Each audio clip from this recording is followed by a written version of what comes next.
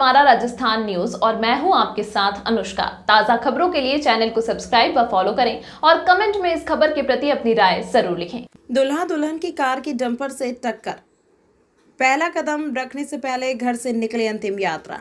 लाल जोड़े की जगह सफेद कफन में लिपट कर पहुंची बहू, होनी को कौन टाल सकता है। सीकर के मरडातू गांव के नरेंद्र सिंह के घर में नई बहू के स्वागत के लिए तैयारियां चल रही थी। बहू का पहला पैर घर में कैसे पड़ेगा, स्वागत कैसे होगा, नाते रिश्तेदारों के बीच यही चर्चा चल रही थी। अचानक खबर आई कि घर से 6 किलोमीटर पहले उस कार का एक्सीडेंट हो गया है जिसमें दुल्हा नरेंद्र सिंह और दुल्हन खुशबू बैठे थे। घर के बाहर लोगों को इससे भी बड़ा झटका लगना बाकी था। थोड़ी देर बाद पता चला कि नई नवेली बहू के हादसे में मौत हो गई है। पूरे घर में कोहराम मच गया। दुल्हन के पहली बार घर आने से पहले उसके जीवन की अंतिम यात्रा की तैयारी शुरू करनी पड़ी। जब दुल्हन को घर लाया गया तो वहां लाल जोड़े की बजाय सफेद कफन में लिपटी थी।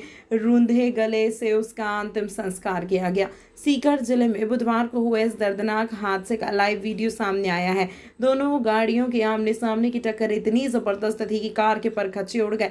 वहीं दुल्हन की मौके पर ही मौत हो गई। दुल्हा और उसके 2 जीजा घायल हो गए। यह हादसा सीकर जिले के फतेहपुर सालासर हाईवे पर मरडातू गांव के पास बुधवार सुबह करीब 7 बजे हुआ था। क्रेटा कार में पीछे की सीट पर दुल्हा नरेंद्र पुत्र रघुवीर सिंह, दुल्हन खुशबू और आगे की सीट पर दुल्हे के जीजा प्रभात और प्रभात के जीजा नितिन बैठे थे। नितिन ही गाड़ी चला रहे